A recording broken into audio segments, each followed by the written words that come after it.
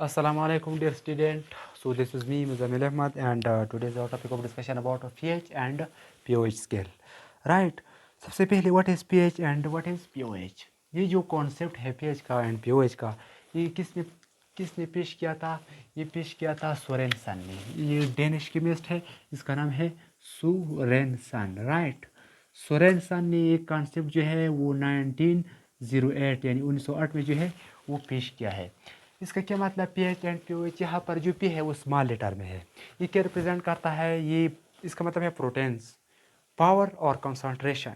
Right, यानी power और concentration of hydrogen and their power और कंसंट्रेशन ऑफ हाइड्रोक्सालाइन। राइट, तो इसका मतलब ये है कि pH एंड pOH स्केल की मदद से हम एक सब्सटेंस में से एसिडिटी मालूम कर सकते हैं, यानी एक एसिड है इसमें एसिडिटी कितना है। राइट, तो pOH से हम एक बेस में जो है वो अल्कलिनिटी मालूम कर सकते हैं।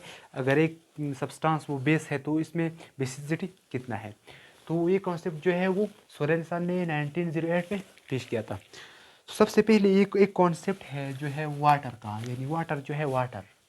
राइट, वाटर जो है ये सेल्फ आयोनाइज होता है। सेल्फ आयोनाइजेशन ऑफ वाटर, यानी वाटर जो है ये वीक इलेक्ट्रोलाइट होता है, इसकी आयोनाइजेशन एनर्जी बहुत कम होती है। तो वीक इलेक्ट्रोलाइट और आयोनाइजेशन एनर्जी कम होने की वजह से ये सेल्फ आयोनाइज हो जाता है। कब आयोनाइज हो जाता है? रूम टेम्परेचर पर। जब pure water molecule room temperature पर होगा तो इसकी सेल्फ आयोनाइजेशन होगी। तो सेल्फ आयोनाइजेशन होने के बाद ये हमें क्या प्रोवाइड करेगा? Hydrogen ion and hydroxide ion. तो अगर हम मालूम करें कि सपोज वाटर जो है,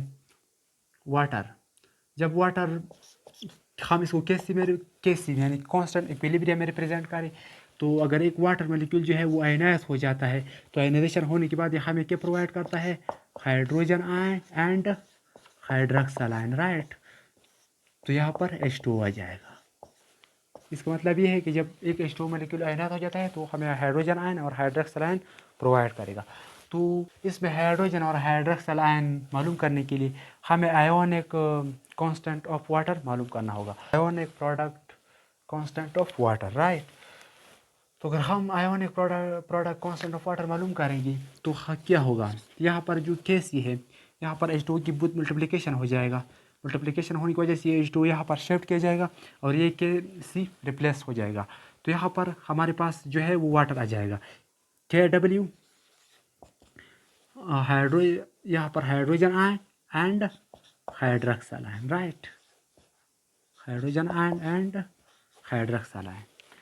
तो यहाँ पर जो है यहाँ पर हाइड्रोजन आयन और हाइड्रोक्साइड आयन की कॉन्सेंट्रेशन बराबर होगा, यानी ये इक्वल होगा। राइट, यानी जितनी कॉन्सेंट्रेशन में हाइड्रोजन आयन होगा उतनी ही कॉन्सेंट्रेशन आयन में हाइड्रोक्साइड आयन होगा। यानी जब वाटर आयनाइज हो जाता है तो आयनाइजेशन हो जाने के बाद यहाँ हाइड्रोजन आयन और हाइड्रोक्साइड आयन प्रोवाइड करेगा। तो जब हमें हाइड्रोजन आयन और हाइड्रोक्साइड आयन प्रोवाइड करे तो जितनी कॉन्सेंट्रेशन में हाइड्रोजन आयन होगा उतनी ही कॉन्सेंट्रेशन में हाइड्रोक्साइड आयन भी होगा। राइट, तो इसका जो वैल्यू फुट किया है, इसकी वैल्यू जो है वो है 10 × 14। राइट, अगर इसको हम इस तरह लिख दें कि 1 डिवाइड बाई 10⁻⁻⁴, तो इसका मतलब ये है कि हमारे पास अगर 1⁻14 मॉलिक्यूल है वाटर का, 10⁻⁻14 मॉलिक्यूल है वाटर का, तो इसमें सिर्फ एक ही मॉलिक्यूल जो है वो आयनाइज हो जाता है। तो आयनाइजेशन हो जाने के बाद ये हमें हाइड्रोजन आयन और हाइड्रोक्साइड आयन जो है वो प्रोवाइड करेगा। सबसे पहले हम मालूम करेंगे कि इसमें हाइड्रोजन आयन कितना होगा। तो हमें ये भी मालूम है कि इसमें जो है वो हाइड्रोजन आयन और हाइड्रोक्साइड आयन जो है वो बराबर होगा। तो हम इसमें जो है वो hydrogen ion and hydroxide ion मालूम करने के लिए हम इसमें जो है वो हाइड्रोजन को सबसे पहले हम इसको हाइड्रोजन आयन को मालूम करेंगे। तो हमें पता है कि दोनों सेम है, तो यहाँ पर hydrogen ion and plus hydrogen ion. Right, तो ये आ जाएगा। तो इसका जो वैल्यू है वो क्या है 1.0 10⁻⁻14 राइट। तो अब क्या होगा, अब हम इसका जो है वो हाइड्रोजन मालूम करेंगे। तो अब हम इसका स्क्वायर रूट बना लेंगे right. Concentration of hydrogen ion मालूम करने के लिए हम इसका स्क्वायर रूट बना लेंगे। तो जब हम इसका स्क्वायर रूट बना लेंगे तो इसका जो स्क्वायर है 2h है राइट, इसका स्क्वायर तो बन गया। यानी यहाँ पर भी हम स्क्वायर बनाएंगे।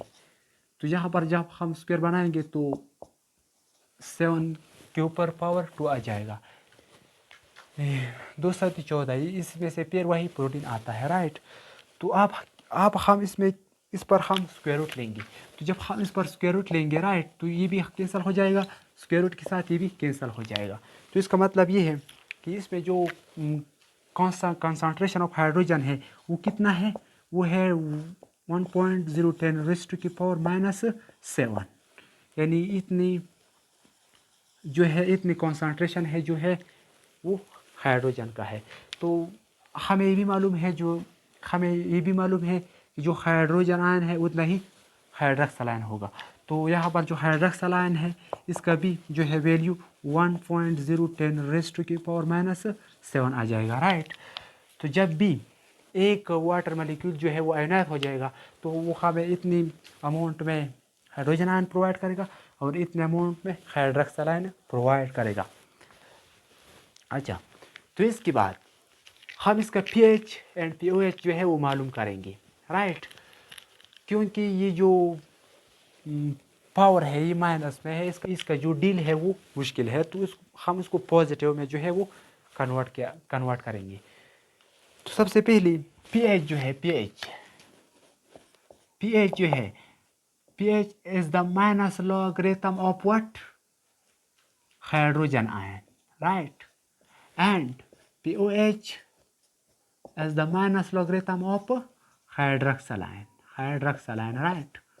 तो यानी ये जो है pH जो है वो किसके बराबर है, minus logarithm of hydrogen ion and pOH minus logarithm of hydroxyl ion. तो हम इसमें सिर्फ हाइड्रोजन आयन को मालूम करेंगे। तो जितनी वैल्यू हाइड्रोजन आयन की आएगी उतने ही हाइड्रोक्साइल आयन होगा राइट।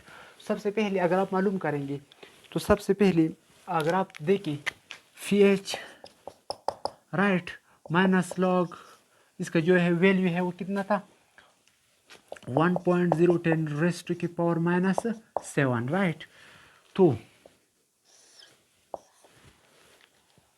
सबसे पहले इससे जो वैल्यू आता है वो 7.0। अगर इसके हम कैलकुलेशन देखें तो कैलकुलेशन में ये जो है माइनस लॉग यहाँ पर 1.010⁻⁻7 राइट। यहाँ पर हम log 10 लेंगे। तो log 10 जो है ये log 10 जो है इसके साथ कैंसिल हो जाएगा। तो यहाँ पर भी log 10, यहाँ पर भी log 10। तो इसके साथ ये वैल्यू जो है वो यहाँ से ख़त्म हो जाएगी, ये वैल्यू यहाँ से ख़त्म हो जाएगी। तो हमारे पास क्या हो जाएगा, ये जो माइनस है ये खुद ही आ जाएगा और ये जो 7 है इसके साथ मल्टीप्लाइड हो जाएगा। जब भी 7 इसके साथ मल्टीप्लाइड हो जाएगा इसके साथ, तो इससे जो वैल्यू आता है वो क्या होगा, 7 1 के साथ मल्टीप्लाई करेंगे तो 7 एंड 0 के साथ मल्टीप्लाई करेंगे तो 0 आ जाएगा राइट। तो यहाँ पर log 10 जो है log 10 जो है ये किसके बराबर है 1 की। तो माइनस जब भी माइनस प्लस यानी ये प्लस 7 हो जाएगा, प्लस 7 हो जाएगा 7.0 राइट। तो इसके साथ मल्टीप्लाई हो जाएगा। जब इसके साथ मल्टीप्लाई हो जाएगा तो इससे फिर सिर्फ 7.0 ये वैल्यू आ जाएगा। इसका मतलब ये है कि इसमें जो पावर ऑफ हाइड्रोजन है वो कितना है 7.0। तो ये हमारे पास क्या बराबर है 7 का राइट। हमें मालूम है कि जितने pH है उतने भी pOH होगा। तो pOH भी कितना होगा 7। तो 7 जो है वो कितना होगा प्रोटीन, यानी pH प्लस pOH जो है वो किसके बराबर है, प्रोटीन के बराबर है right. That is the perfect value of what? pH and pOH. तो अगर हमारे पास एक स्केल है pH एंड pOH स्केल जो है, right, pH and pOH scale जो है, यहाँ पर जो है वो 7 आ जाएगा, यहाँ पर 14 आ जाएगा, यहाँ पर 1 आ जाएगा। तो यहाँ पर 7 से इस तरफ जितनी भी एक सब्सटेंसेस की जितनी भी जो है यहाँ पर हम pH लेंगे, ये जो है ये pH हुआ and that is pOH, right. तो इसका मतलब ये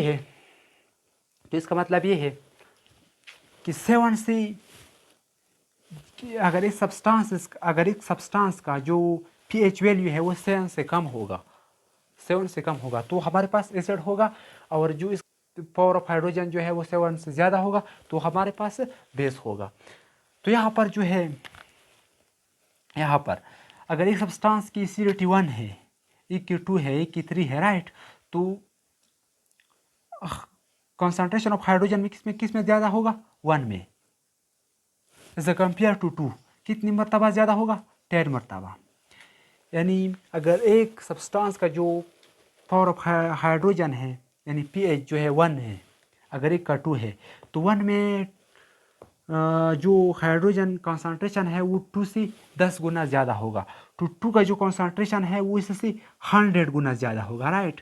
अगर एक सब्सटेंस का जो pH वैल्यू है वो 2 है, अगर सब्सटेंस का 3 है, तो 2 में power concentration of hydrogen is a compare to 3 कितनी मरतबा ज़्यादा होगा? 100 मरतबा ज़्यादा होगा। तो यहाँ पर जो है अगर आप इस तरह आएंगे तो एसिडिटी बढ़ जाएगी, अगर आप इस तरफ जाएंगे, राइट, तो इससे एल्कलिनिटी और बेसिसिटी बढ़ जाएगी, राइट। जब आप राइट हैंड मूव करेंगे तो इसका मतलब ये कि एक सब्सटेंस की बेसिसिटी बढ़ जाएगी, राइट। तो आज ये था हमारा टॉपिक